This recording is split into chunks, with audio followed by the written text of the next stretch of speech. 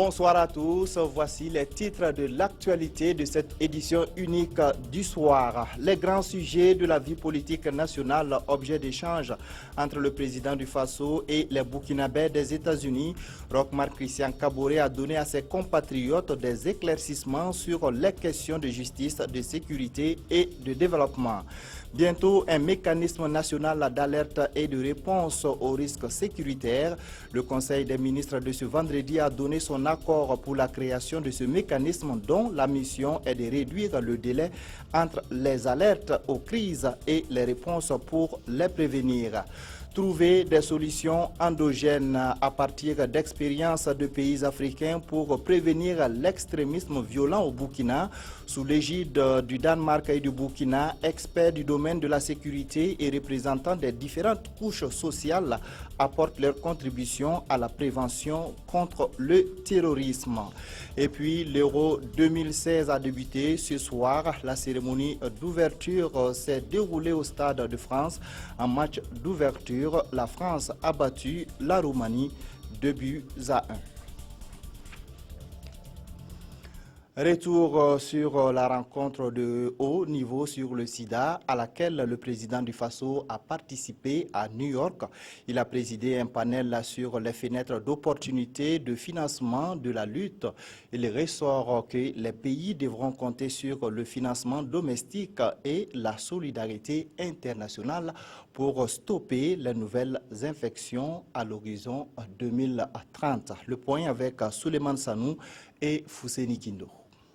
Mettre fin au sida comme une menace mondiale de santé publique d'ici à l'horizon 2030, ce sera bénéfique au pays comme à la communauté internationale. C'est cette conviction qui a guidé les débats de ce panel de haut niveau présidé par le président du Faso. La fin du sida est un bien public mondial et pour cela, il faut bien investir utilement dans la lutte. La communauté internationale doit trouver des façons de réaffecter les ressources existantes pour donner de meilleurs résultats, mais aussi mobiliser davantage de ressources pour obtenir des résultats. Mais comment y arriver si la communauté internationale fait la sourde oreille pour le financement de la lutte? La discussion à New York s'est donc focalisée sur le principe de responsabilité partagée, de solidarité mondiale, de redevabilité et où aucun pays ne doit être laissé de côté pour le financement. Le panel a souhaité que les pays ayant les moyens de ce financement puissent le faire pour les autres qui veulent bien mettre fin à l'épidémie, mais n'ont pas les moyens. Et au président du Faso d'ajouter: aller au bout de l'agenda inachevé de la lutte contre le sida. Si la communauté internationale veut réellement aspirer à la fin du sida comme une menace mondiale de santé publique.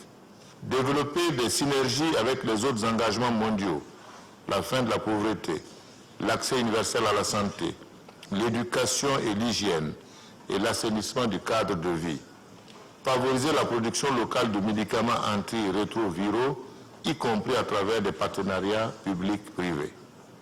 Mettre fin au sida à l'horizon 2030 est une composante à part entière des objectifs de développement durable unanimement adoptés par les États membres des Nations Unies en 2015.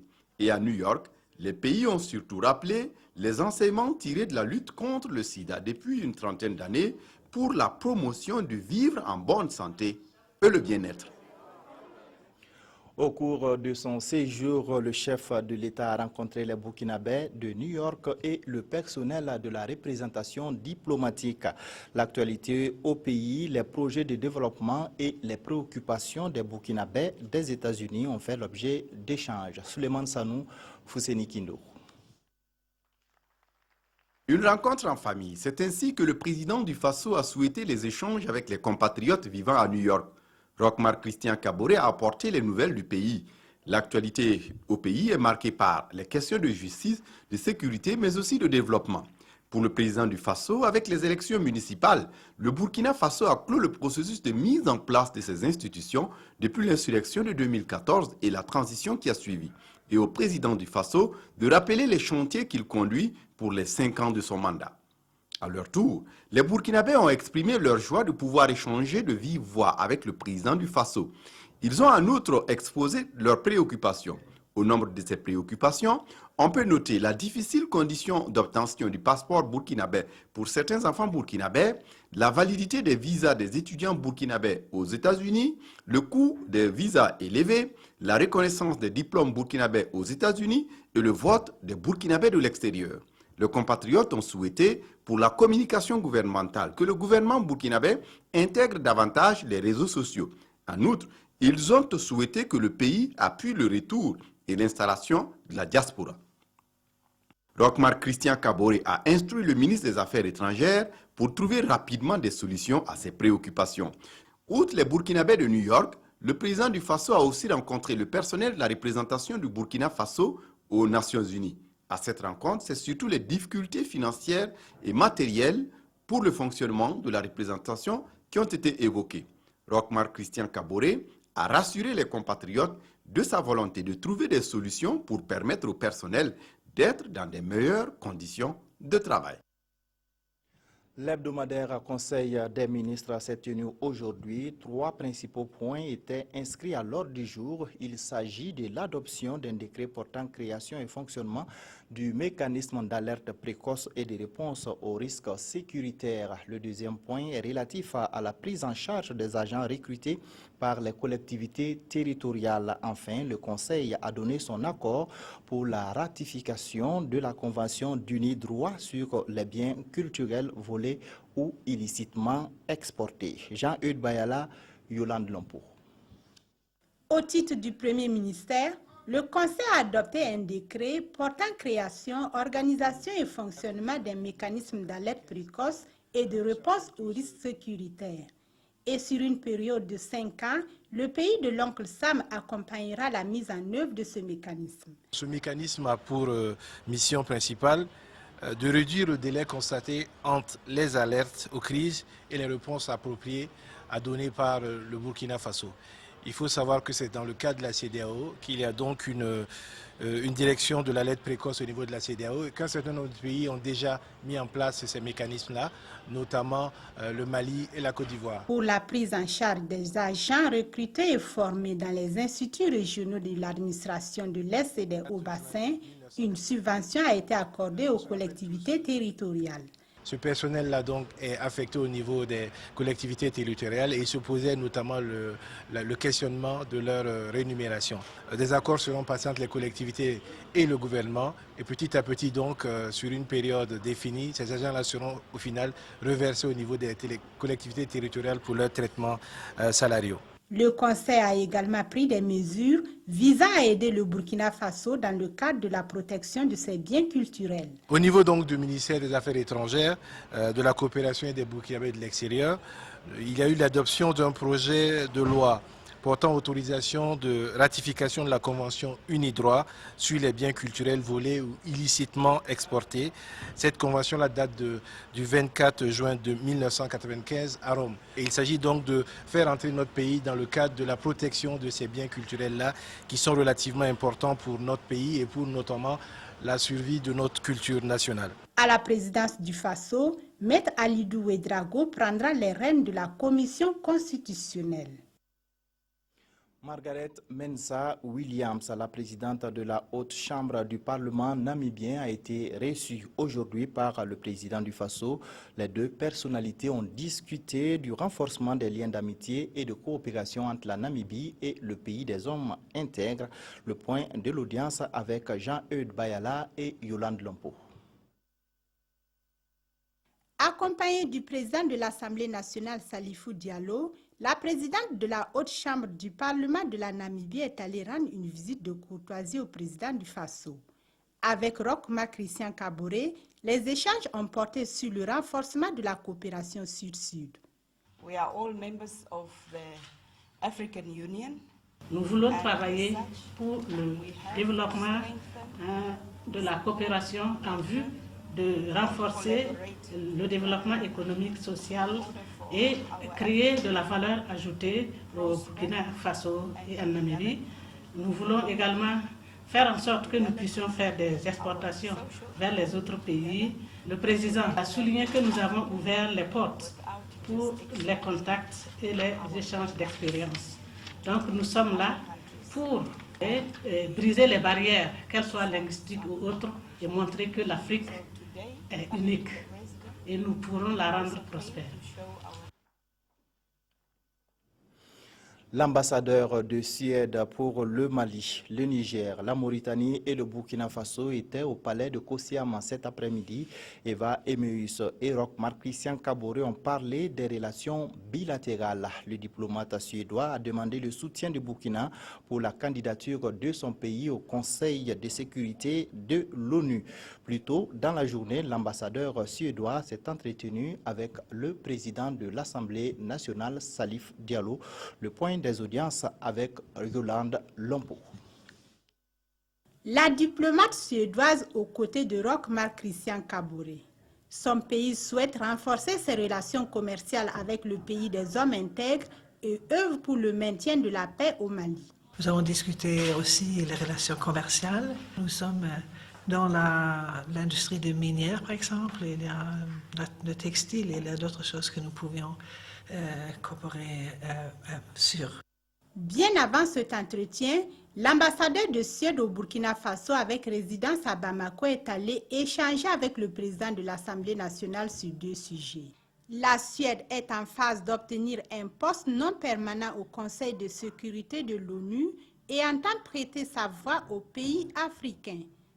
Étant donné que nous pensons que le fait que 2/3 de toutes les questions sur l'agenda du Conseil de sécurité se réfèrent en Afrique. Et nous voudrions prendre une position, être à l'écoute à ce que les pays de l'Afrique de l'Ouest et de l'Afrique voudraient que la Suède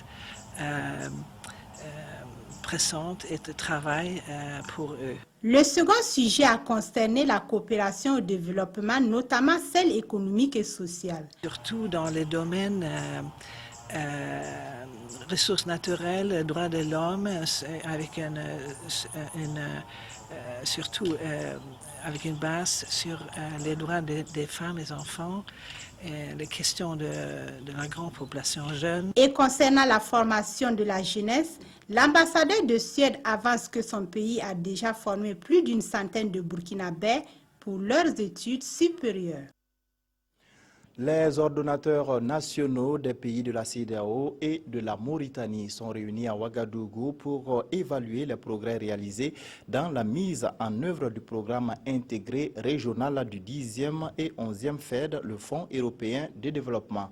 Ce programme vise à soutenir les États de la CEDEAO dans leur quête de paix, de sécurité et de stabilité politique. Le point avec Issa Kafando et Estelle Judith Assokpa. Les experts des ordonnateurs nationaux des États membres de la CEDEAO et de la Mauritanie balisent le terrain pour la prochaine réunion des membres du comité d'orientation stratégique prévue pour se tenir les 23 et 24 juin à Lomé au Togo. Un comité mis en place pour répondre aux faiblesses constatées dans la gouvernance du programme indicatif régional PIR.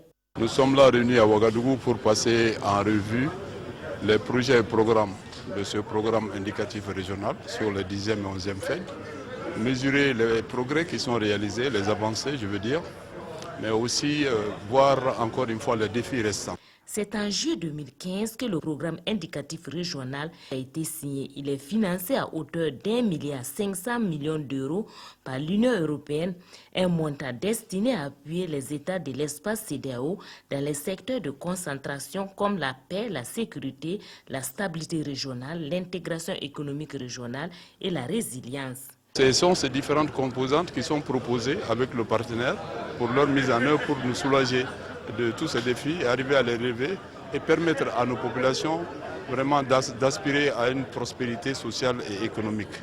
Ces défis, une fois relevés, permettront aux populations de participer dans la dignité à la création de la richesse et au partage équitable des fruits de l'exploitation des ressources. La police nationale poursuit son offensive contre l'incivisme dans la circulation routière à Ouagadougou. Une opération de supervision du travail des policiers sur le terrain a été organisée. De nombreuses personnes ont été interpellées pour non-respect du feu tricolore et défaut de plaque d'immatriculation. Mokhtar Ouedraogo, Ismaël Diloma, Sirima. L'opération contre l'incivisme routier fait couler des larmes. Cette femme dit avoir respecté le fait tricolore et soutient qu'elle a été injustement interpellée. Après explication, les agents de la police disent qu'elle est arrêtée pour défaut d'immatriculation avant, chose que madame reconnaît. 2 carrefours plus loin, c'est environ 5 motos qui sont interpellées en autant de minutes pour non-respect du fait tricolore. Ils devront tous faire face aux mêmes sanctions que ce jeune homme qui vient de récupérer sa moto. Ah, j'ai pris la leçon parce que j'ai payé 6 000 et puis j'ai allé au commissariat central à la gendarmerie pour récupérer ça. Une semaine tu as marché à pied, bon, avec des clous tu pouvais faire avec la moto. Donc mais ensuite tu marches à pied et puis tu viens payer 6 000 là. Désormais tu sais ce que tu vas faire maintenant. Débuté le 31 mai dernier, l'opération a permis la saisie de 995 engins à 2 roues et de 129 voitures. Depuis que nous avons entamé cette opération, il y a quand même une légère baisse de l'incivisme routier, surtout au niveau des carrefours. Et on voit que les gens deviennent de plus en plus respectueux des feux tricolores. Bon, la preuve est que le premier jour de notre opération, nous avons saisi 364 engins. De nos jours, n'est-ce pas, nous vacillons entre 80 et 120 par jour.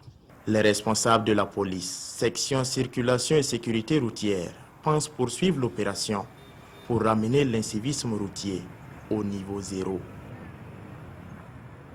Le ministère en charge de la sécurité intérieure est à la recherche de solutions pour faire face à la montée de l'extrémisme violent dans la sous-région et au Burkina Faso. Il a organisé en collaboration avec le Danemark une rencontre de réflexion sur les mesures de prévention de cet extrémisme violent. Ibrahim Sombier, Monkoun Dabiri. Le Burkina Faso est vulnérable à l'extrémisme violent. Et les conditions structurelles de sa propagation semblent plus que jamais favorables. C'est le résultat de la recherche menée en 2014 par le Centre pour la gouvernance démocratique, CGD. Les différentes attaques terroristes essuyées par le Burkina en sont une illustration. À ces actions, le ministre Simon Compaoré veut opposer la prévention. Cette rencontre commande donc des experts de la question et des coutumiers des réflexions sur les mesures de lutte contre le phénomène. Il ne faut pas lui donner un répit, 1 centimètre carré de place pour s'épanouir.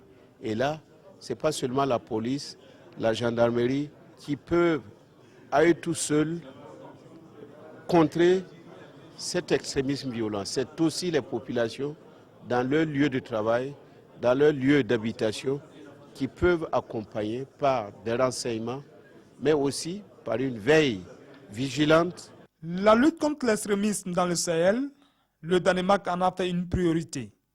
Pour son ambassadeur au Burkina, la solution du mal est intimement liée à la participation constructive des populations dans la prévention au niveau local. Les événements de janvier de cette année ont souligné l'importance que nous renforcions notre travail pour arrêter l'extrémisme violent. Simon Compaoré nourrit l'espoir que de ces réflexions résulteront des propositions concrètes pour venir à bout de l'extrémisme violent. La coalition nationale contre la peine de mort souhaite l'abolition de la peine capitale. Elle a organisé ce jeudi une conférence de presse au cours de laquelle elle a exposé les raisons qui militent en faveur de l'abandon de cette pratique au Burkina. Amadou Ilboudo, Abdul Rasmane Zongo. À quand l'abolition de la peine de mort au Burkina Faso? La question taraude de l'esprit d'une coalition très favorable à la cause abolitionniste. Explication.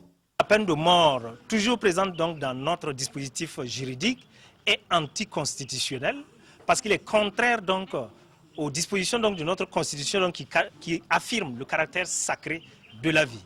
On ne peut pas en même temps affirmer le caractère sacré de la vie et requérir donc la peine de mort à travers notamment notre code pénal. Ça, c'est la première chose. La seconde chose, c'est que le Burkina Faso a adopté un certain nombre d'instruments internationaux, notamment la Déclaration universelle des droits de l'homme et des peuples, le Pacte international relatif aux droits civils et politiques, ainsi que d'autres instruments, par exemple régionaux, comme la Charte africaine des droits de l'homme et des peuples, qui réaffirment le caractère sacré de la vie, le caractère inviolable de la vie.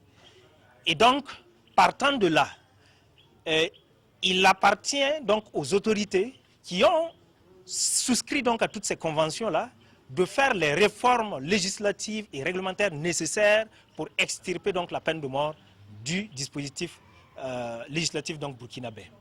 Afin de mieux se faire entendre et comprendre, la Coalition nationale contre la peine de mort au Burkina Faso envisage une série d'activités désignées sous le vocable de formation, sensibilisation et plaidoyer.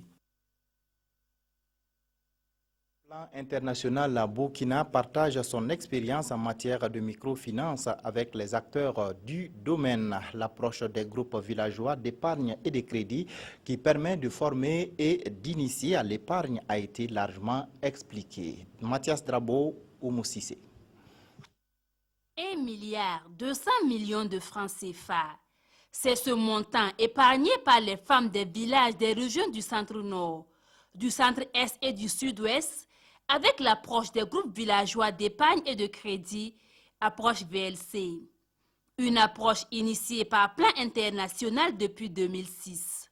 Les femmes se mettent en groupe par affinité et à travers ces groupes, il y a un certain nombre de modules, jusqu'à 9 modules que nous dispensons pour accompagner les femmes à pouvoir comprendre comment elles peuvent mobiliser les petites ressources qu'elles gagnent et pouvoir épargner et puis se faire elles-mêmes des crédits. Des crédits utilisés pour des activités génératrices de revenus.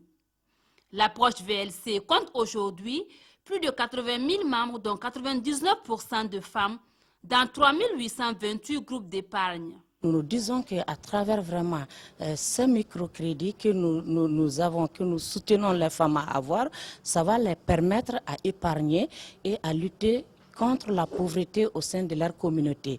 Et si elles peuvent lutter contre la pauvreté, spécialement, elles peuvent contribuer à l'éducation et à la santé des enfants. Séduits par l'approche VLC, 44 groupes de jeunes filles et de garçons âgés de 10 à 25 ans ont déjà été formés.